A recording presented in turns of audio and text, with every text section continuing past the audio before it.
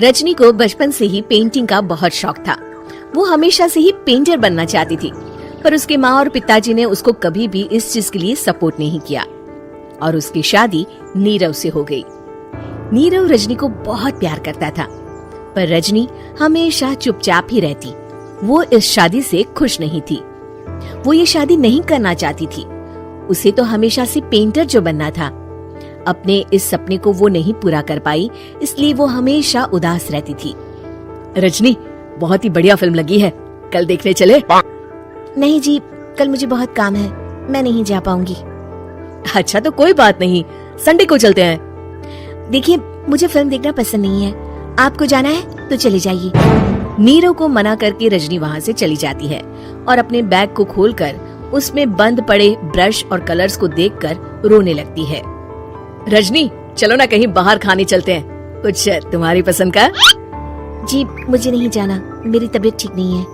रजनी वहाँ से चली जाती है। नीरव को समझ नहीं आता कि रजनी उससे इतना दूर क्यों रहती है। वो जब भी उसके साथ वक्त बिताना चाहता है, रजनी कोई ना कोई बहाना बना देती है। एक दिन घर पर कोई नहीं था। रजनी घर का सारा काम जल्दी से खत्म कर लेती है। घर पर अकेले होने के कारण वो सोचती है कि वो आज पेंटिंग करेगी। वो अपने कमरे में जाकर पेंट ब्रशेस और कलर्स निकालकर जैसे ही कलर मिक्स कर रही होती है कि दरवाजे पर बेल बज जाती है। अब कौन आ गया इस वक्त? इतनी मुश्किल से तो मुझे पेंट करने का मौका मिला है। रजनी दरवाजा खोलती है तो उसकी सास अपनी सहेलियों के साथ खड़ी होती है और सब घर के अंदर आ जाते हैं। अरे बहू, सबको शरबत बनाकर पिला दे, बाहर तो बड़ी गर्मी है। जी। रजनी पेंट ना कर पाने से उदास हो जाती है। उसे गुस्सा भी आ रहा होता है कि उसने इस शादी के लिए हाँ क्यों कह दी। वो रसोई में जा रही होती है कि उसकी सास उसे रोकती है। बहू, सबके खाने का भी इंतजाम कर लेना, आज का लंच तो ये सब यही करेगी। हाँ। रजनी बिना कुछ कहे रसोई में चली जाती है। सबके लिए खाना बनाती है। सब खाना खाते हैं और रजनी घड़ी देखती है कि ये सब कब जाएंगे ताकि वो अपनी पेंटिंग कर सके। जब शाम होती है तब सब चले जाते हैं अपने घर। अरे बहू, सब तेरे खाने की तो बहुत तारीफ कर रहे थे, सबको बहुत अच्छा लगा खाना। आपको मुझे सुबह बताना चाहिए था ना कि आपकी सहेलियां आ रही है। पता भी है कितना वक्त लगा सारा खाना बनाने में। अरे बहू, तू ऐसे कैसे बात कर रही है मुझसे? तो और कैसे बात करूं? मैं इस घर की कोई नौकरानी नहीं हूँ कि इतना काम करूंगी। रजनी अपने कमरे में जाकर दरवाजा बंद कर लेती है।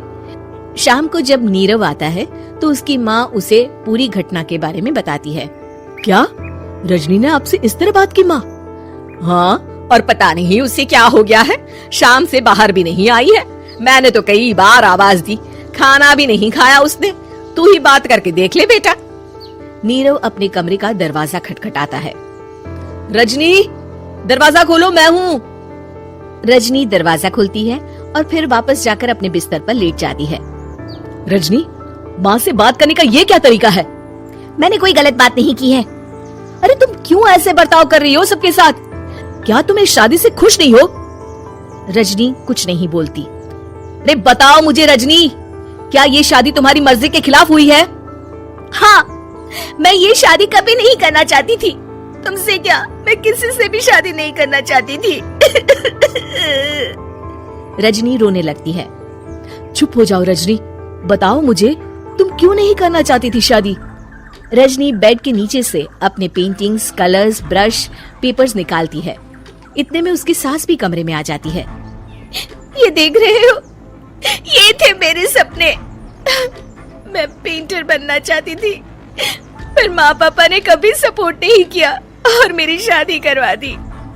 मेरे सारे सपने टूट गए। हर वक्त बस गुस्सा आता रहता है मुझे। मैं जानती हूँ कि आप लोगों की इसमें कोई गलती नहीं है, पर मैं क्या करूँ, मुझे समझ में नहीं आता।